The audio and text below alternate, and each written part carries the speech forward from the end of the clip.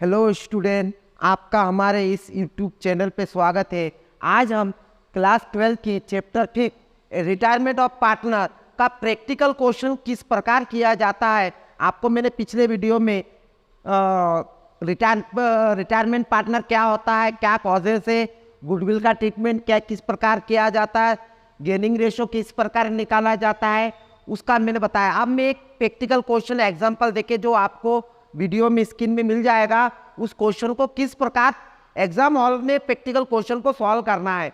क्योंकि एक क्वेश्चन आपका ये आएगा ही रिटायरमेंट या एडमिशन ऑफ पार्टनर, बस दोनों में डिफरेंस क्या होता है, केवल कैपिटल अकाउंट में थोड़ा सा डिफरेंस होता है, बाकी कोई भी डिफरेंस नहीं होता। जैसे एडमिशन ऑफ पार्टनर में नया पार्टनर आता है, रिटायरमेंट पार्टनर में चला जाता है, तो रिटायरमेंट पार्टनर को अपने लोग पेमेंट करना पड़ता है। तो उसके लिए प्रैक्टिकल क्वेश्चन को किस प्रकार सॉल्व किया जाता है मैं आपको बता रहा हूँ। सबसे पहले आपको ये करना है कि ये 3 अकाउंट बनाना है। क्वेश्चन में आपसे पूछेगा प्रिपेयर ए रिवोल्यूशन अकाउंट या P&L एडजस्टमेंट अकाउंट और पार्टनर कैपिटल अकाउंट और न्यू बैलेंस शीट, ये 3 बनाना है। तो सबसे पहले आप रिवोल्यूशन अकाउंट बना लीजिएगा आधा पेज का, उसके बाद पार्टनर कैपिटल अकाउंट बना लीजिएगा जितने पार्टनर है, और उसके बाद बैलेंस शीट, ये तीनों बना के उसके बाद करने के प्रैक्टिकल क्वेश्चन करने के हमेशा ध्यान रखिएगा। सबसे पहले जो बैलेंस शीट में आपका होल्ड पार्टनर की कैपिटल दे रखी है, कैपिटल जैसे मान लीजिए इस क्वेश्चन में ABCR पार्टनर है, इनकी रेशो होल्ड रेशो 3:2:1 है और ये बैलेंस शीट दे रखी है। सबसे पहले इनकी कैपिटल उतार देना चाहिए, ये बाय बैलेंस BD, ये पुराना जो कैपिटल दे रखा बैलेंस क्वेश्चन में बाय बैलेंस BD, ये सबसे पहले जैसे पहले का 10,000 है, ए का 10,000 है, बी का भी 10,000 है, सी का भी 10,000 है। इसके बाद इस क्वेश्चन में सी रिटायरमेंट ले रहा है, तो इसको ध्यान रखिए, इसको पेंसिल से गोला लगा दीजिए, पता चल जाएगा कौन जा रहा है। सबसे पहले कोई भी पार्टनरशिप का सवाल करे, यदि पार्टनर कैपिटल अकाउंट पूछता है तो सबसे पहले जो कैपिटल दे रखा बाय बैलेंस BD करके लिख लीजिए। और यदि जनरल रिजर्व है, देखिए ऊपर जनरल रिजर्व है, मैंने बताया था जनरल रिजर्व को ओल्ड पार्टनर ओल्ड रेशो में बांट लेते हैं।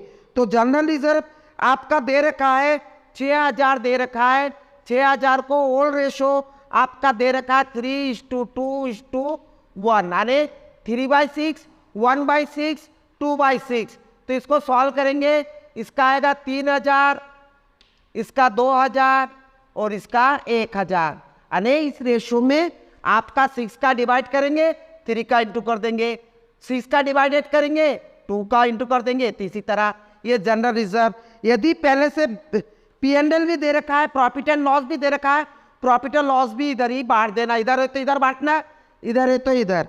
इसके बाद आपको एडजस्टमेंट में आना चाहिए। एडजस्टमेंट में दे रखा है कि सी रिटायरमेंट हो रहा है बिजनेस 1 अप्रैल को, it was agreed that amount due him will be treated in loan account.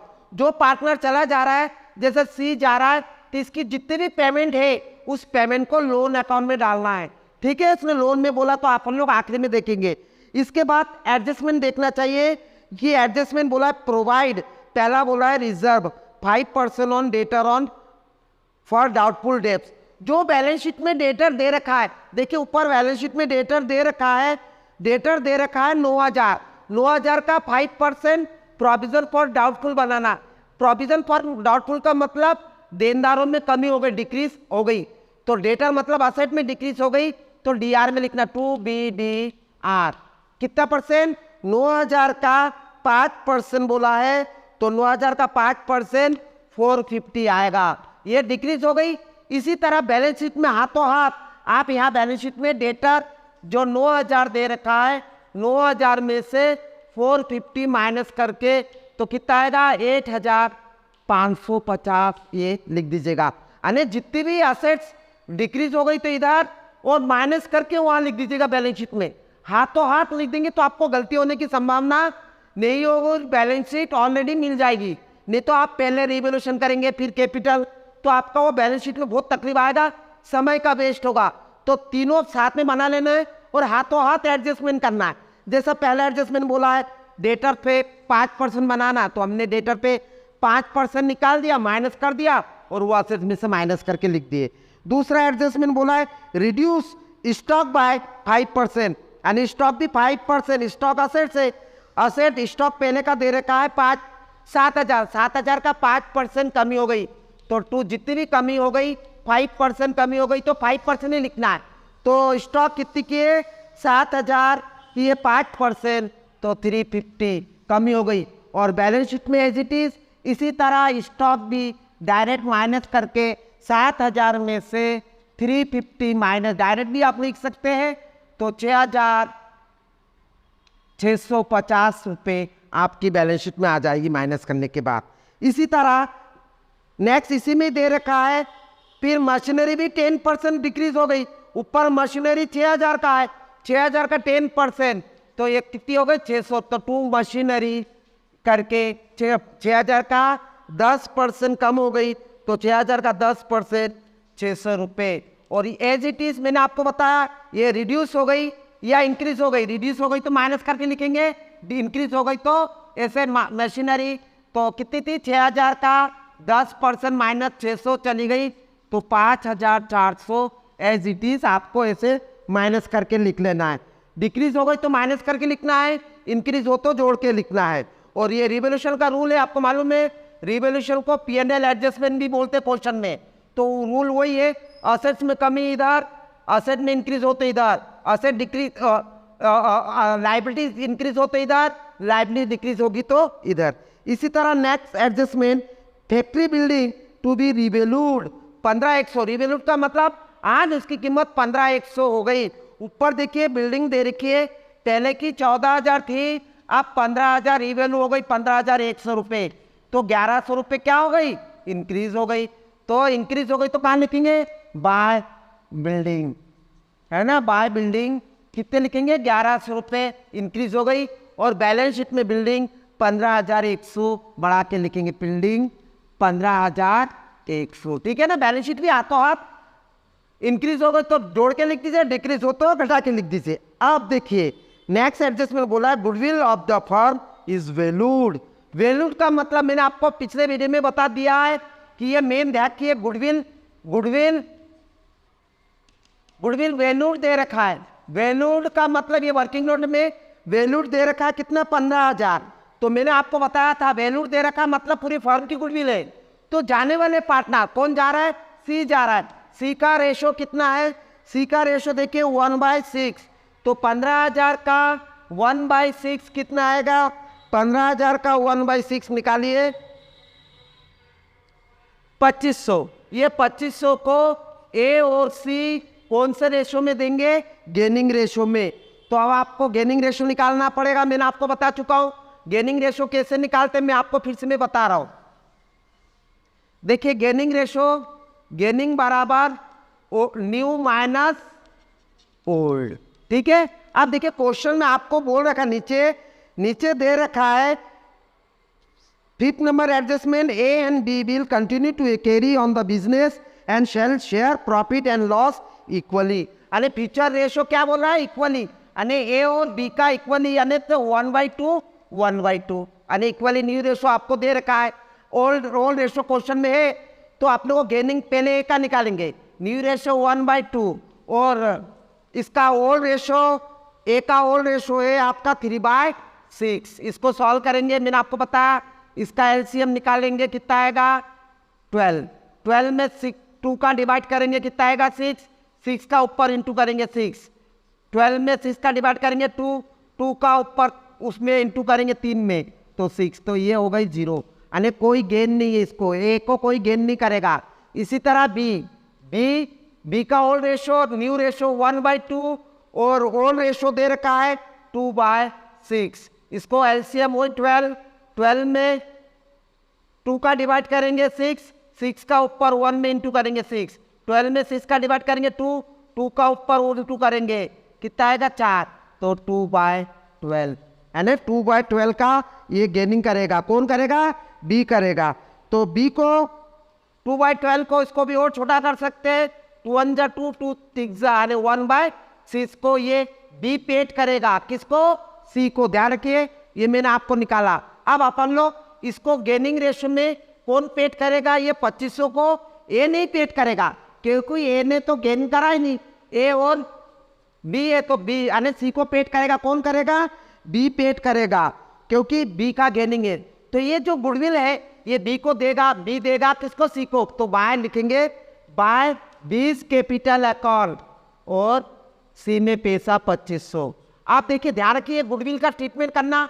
Gaining ratio में जो पार्टनर जाता है तो जाने वाले पार्टनर को गेनिंग पार्टनर देता है। तो गेनिंग पार्टनर इसमें ए तो था ही नहीं, बी देगा। तो आप बी ने दिया तो बी के पैसे भी कम हो जाएंगे। तो एज इट इज, इसने सी को दिया तो इधर बी के कम हो जाएंगे। तो यहाँ लिखेंगे टू सीज कैपिटल अकाउंट और बी में पैसा 2500, क्योंकि बी के पैसे कम हो जाएंगे, है ना। ए ने नहीं दिया तो ए कम नहीं करेंगे। इसके बाद अब आपको ध्यान रखिए, सबसे पहले आप सब एडजस्टमेंट मैंने कर दी। इसके बाद बैलेंस शीट को सॉल्व करने के लिए ये बाद में करेंगे, इसका प्रॉफिट लॉस। सबसे पहले बैलेंस शीट में जो चेंज नहीं हुआ है उसको एज इट इज लिख लीजिए। इस क्वेश्चन में आपका देखिए लाइबिलिटी साइड में कोई चेंज नहीं हुआ तो क्रेडिटर एज इट इज लिख लीजिए। क्रेडिटर कितना है? 1600 एज इट इज। जिसमें चेंज हुआ है उसको एज इट इज लिख दीजिए, जिसमें चेंज हुआ उसको लिखने की जरूरत नहीं। कैपिटल अपन लोग नया लिखेंगे। इसके बाद असेट्स जिसमें देखिए कैश चेंज हुआ नहीं तो cash as it is. Cash कितना दे रखा है? 600 एज इट इज लिख दीजिए। इसी तरह बैंक आपको दे रखा है, बैंक भी एज इट इज, कोई चेंज हुआ 1000 एज इट इज लिख लीजिए। स्टॉक चेंज हुआ हमने लिख दिया, मशीनरी चेंज हो गई लिख दिए, फर्नीचर चेंज हो गया, बिल्डिंग चेंज हो गई, सब लिख दिए। इसके बाद आपको सबसे पहले मैंने आपको बताया तीनों अकाउंट बनाना है। उसके बाद कैपिटल में सबसे पहले जो बैलेंस दे रखा वो एज इट इज लिख दीजिए। जनरल रिजर्व बाहर दीजिए, कोई P&L हो तो बाहर दीजिए। उसके बाद एडजस्टमेंट में आना चाहिए। एडजस्टमेंट में जो भी असेट्स और लाइबिलिटीज में इनकी डिक्रीज होगी उसके लिए रिवोल्यूशन में असेट्स में कमी होगी तो DR में, बढ़ गई तो CR में लिखेंगे। लाइबिलिटीज बढ़ गई तो DR में लिखेंगे, लाइबिलिटीज घट गई तो CR में लिखेंगे। ये रूल को याद फ्लो करिएगा तो आपको क्वेश्चन सॉल्व करना बहुत ईजी रहेगा। अब इसकी प्रॉफिट लॉस निकालिए। देखिए इसकी जोड़ कितनी है? इसकी है एक 1400, DR की जोड़ 1400 है और CR की 1100, तो 300 रुपये इसका लॉस हो गया। तो ये लॉस रिवोल्यूशन की लॉस को पुराने पार्टनर A B C तीनों बांटेंगे। तो क्या करके लिखेंगे? बाय कैपिटल अकाउंट, या आप ऐसे भी लिख सकते हैं, बहुत जगह लिखता by profit transfer to capital account लिख सकते हैं, या लॉस। ये लॉस हो गया। ये लॉस A और B कौन से रेशियो में बांटेंगे? ध्यान रखिए, ये हमेशा ओल्ड रेशियो में बांटेंगे। क्या क्या ओल्ड रेशियो में? एक तो जनरल रिजर्व, प्रॉफिट और रिवोल्यूशन की प्रॉफिट को ओल्ड रेशियो में बांटना है। केवल गुडविल यदि वैल्यू दे रखा है तो उसको गेनिंग रेशियो में गेनिंग पार्टनर देता है जाने वाले पार्टनर को। तो 300 को 300 इंटू इनका रेशियो कितना था? 3/6, 2/6, 1/6। तो पहले का आएगा 150, इसका 100 और इसका 50। ये टोटल लगा देंगे 1400। अब ये रिवोल्यूशन अकाउंट में आपने लिखा, ये कहाँ जाएगी? ये ध्यान रखिए, ये रिवोल्यूशन के CR में आया तो कैपिटल के DR में। यदि DR में प्रॉफिट आता है ये कैपिटल के CR में। ये पूरी पार्टनरशिप का ये रूल है, थोड़ा ध्यान रखिएगा।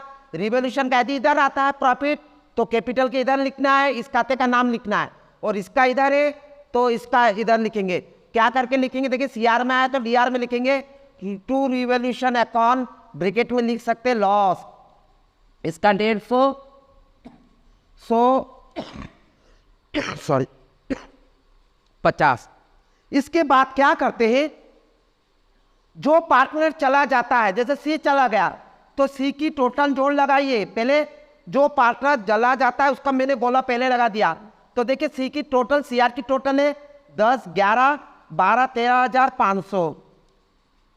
CR की टोटल 13,500 में से 50 रुपये चला गया, उसका लॉस था, वो माइनस करने के बाद 13,450 क्वेश्चन में बोला है लोन में डालना है। यदि आपके पास पैसा है तो कैश में लिख दीजिए, नहीं तो क्या करिए, लोन में बोला है तो लिखिए to C's loan account.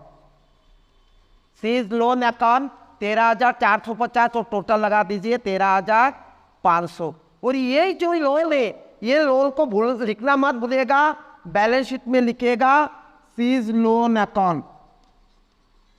C's loan account 13,450।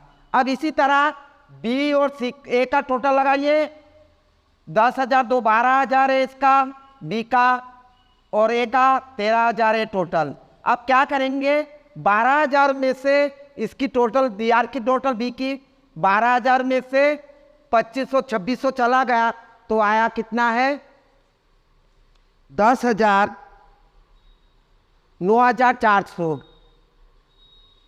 कितना है 9,400। इसको क्या करके लिखेंगे, टू बैलेंस सी डी 9,400, ये टोटल 12,000 ये हो गई। ठीक है, इसी तरह 13,000 में से ये चला गया तो 12 ये 150 तो 12,850 रुपये ये टोटल लिख देंगे। Back to balance C D करके 12,850 और टोटल 13,000 लिखना मत भूलिएगा।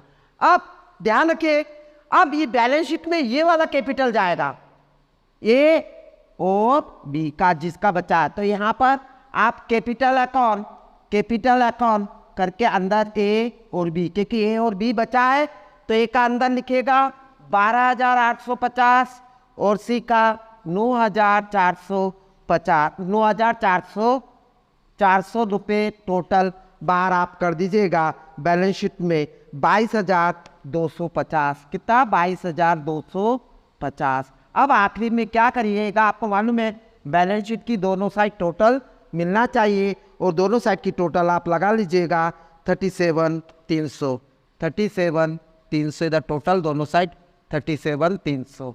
ये देखिए रिटायरमेंट में पार्टनर में प्रैक्टिकल क्वेश्चन करना है तो आपको ध्यान रखें अधिकतर क्वेश्चन में ये आपका रिवोल्यूशन अकाउंट, यदि मान लीजिए आपको जनरल एंट्री पूछा है, जनरल एंट्री पूछा तो अधिकतर मैंने बताया था रिवोल्यूशन अकाउंट बनाना ही है, रिवोल्यूशन बनाना है और कैपिटल अकाउंट बनाना है, बैलेंस शीट बनाने की जरूरत नहीं है। तो आप जनरल एंट्री कैसे सॉल्व करते हैं, आपको जनरल एंट्री का लाइन खींचना है और जनरल एंट्री की लाइन खींचने के लिए देखिए सबसे पहले क्या एंट्री करके क्या करेंगे, रिवोल्यूशन अकाउंट की ये डेबिट है और ये क्रेडिट है, तो पहली एंट्री क्या करेंगे रिवोल्यूशन अकाउंट डी आर, ये असेट्स का to B D R account, to stock account, to machinery account, है ना, और नरेशन लिख देंगे being revaluation asset value decrease हो गई। इसी तरह अब ये असेट की इंक्रीज हो गई थी तो बिल्डिंग सी आर है तो इसको D R building account D R to revolution. General entry बहुत ईजी है, रिवोल्यूशन तो बनाना ही पड़ेगा क्योंकि आपको ये प्रॉफिट लॉस निकालने के लिए। तो जनरल एंट्री करने के तरीके मैंने आपको बताया, ये डेबिट वाला पहले करना रिवोल्यूशन अकाउंट को डेबिट और इनको टू है तो टू ही लिख दीजिएगा, to B D R account, to stock account, to machinery. यदि मान लीजिए लाइबिलिटी से इंक्रीज होता तो उसका अलग से एंट्री कर लीजिएगा, ठीक है, और नरेशन बीइंग लिख देंगे बीइंग असेट वैल्यू डिक्रीज। इसी तरह आप ये बिल्डिंग है, ये असेट्स इंक्रीज हो गई तो building account D R to revolution account, ये दूसरी एंट्री हो गई, नरेशन लिख देंगे बीइंग असेट वैल्यू इंक्रीज, ठीक है, 1100 रुपये। अब लास्ट में ये प्रॉफिट एंड लॉस, तो रिवोल्यूशन के सीआर में तो पार्टनर कैपिटल लिखेगा A's capital account D R, B's capital D R, C's capital D R to revolution account. ये जनरल एंट्री इस तरह से नरेशन लिख देंगे being revolution profit transfer to capital account. इसके बाद ये जो गुडविल का ट्रीटमेंट आपने करा है ये जनरल रिजर्व, इसकी जनरल एंट्री, इसकी एंट्री और लास्ट में ये लोन की एंट्री करना पड़ता है, बाकी एंट्री नहीं भी करेंगे चल जाएगा। तो जनरल रिजर्व आपको कैसे, इससे कैसे जनरल एंट्री करेंगे, ये जनरल रिजर्व देखिए सीआर है तो इसको डीआर कर दीजिए, मैंने पिछले वीडियो में भी बता चुका हूँ, general reserve DR to A's capital to B's capital to C's capital account. इसको फिर ये गुडविल को पेड करा किसको, सी को, तो सी को पेड करा तो किसने पेड करा, बी, तो मैंने बताया था जाने वाले पार्टनर को क्रेडिट करेंगे, गेनिंग पार्टनर डेबिट गुडविल का ट्रीटमेंट। इसी तरह आप जनरल एंट्री कर सकते हैं इसका। और अभी आपको प्रैक्टिकल क्वेश्चन ऐसे भी पूछ सकता है कि जो कंबाइंड कैपिटल देगा उस टाइप के क्वेश्चन भी बहुत इंपॉर्टेंट है, बस केवल क्या चेंज हो जाएगा उसमें आपकी फर्म की कंबाइंड कैपिटल निकालेंगे। कंबाइंड कैपिटल कैसे, इन दोनों की जैसे मान लीजिए 13 और कंबाइंड कैपिटल ए और बी की 13,000 प्लस 12,000, इनकी कंबाइंड कैपिटल निकाल के न्यू रेशियो में बांट के रखते, वो बोलते कि न्यू रेशियो में आपको कैपिटल को बांटना है, तो न्यू रख के यहाँ टू बैलेंस सीडी कर देंगे और डिफरेंस अमाउंट है तो करेंट अकाउंट उसमें उस प्रकार से कर सकते हैं। तो आप प्रैक्टिकल देखिए रिटायरमेंट ऑफ पार्टनर के ये क्वेश्चन को आप स्पेशली अच्छी तरह से करिएगा, इसी पैटर्न के क्वेश्चन आते थोड़ा बहुत डिफरेंस आता है तो आप थोड़ा सा इसको ज़्यादा मेहनत करिएगा। और इस टाइप के क्वेश्चन इसमें गुडविल का ध्यान रखिए, मेन चीज़ इसमें गुडविल का ट्रीटमेंट। गुडविल यदि वैल्यू दे रखा है, गुडविल यदि वैल्यू दे रखा है, मैंने आपको बताया गुडविल वैल्यू दे रखा है तो जाने वाले पार्टनर का शेयरिंग निकाल लेंगे, उसको गेनिंग पार्टनर देगा, बच्चा कुचा पार्टनर गेनिंग रेशियो में देगा। यदि मान लीजिए आपको न्यू रेशियो नहीं दे रखा है तो आप जो बचेगा गेनिंग रेशियो तो निकाल नहीं सकते, तो गेनिंग रेशियो न्यू रेशियो को ही, जैसे ए और बी और सी, ये सी चला गया, इनका ओल्ड रेशियो था 1, ये चला गया तो आपको ये न्यू रेशियो 3/5 तो 2/5 में गुडविल को ए और बी मिलके सी को पेड कर सकता है। यदि क्वेश्चन में न्यू रेशियो दे रखा है तो आपको गेनिंग रेशियो निकालना पड़ेगा, गेनिंग रेशियो में जाने वाले पार्टनर को देना पड़ता है, तो इसको देते हैं तो इनके कम हो जाएंगे। और मान लीजिए यदि पहले से बैलेंस शीट में गुडविल दे रखा है, इसका ध्यान रखें, पहले से यदि गुडविल, इस टाइप के क्वेश्चन भी अधिकतर पूछते हैं, बैलेंस शीट में पहले से गुडविल दे रखा है तो ओल्ड गुडविल को हमेशा कैपिटल अकाउंट के डीआर में ओल्ड रेशियो में बांटते हैं। ठीक है, आप इसका क्वेश्चन को प्रैक्टिस करिएगा, मैंने आपको बहुत सारी चीज़ बता चुका हूँ। अब इसी पैटर्न से आते हैं। यदि आपको ये वीडियो अच्छा लगे तो दोस्त के साथ शेयर करना मत भूलिएगा और हमारे चैनल को सब्सक्राइब करना मत भूलिएगा। धन्यवाद।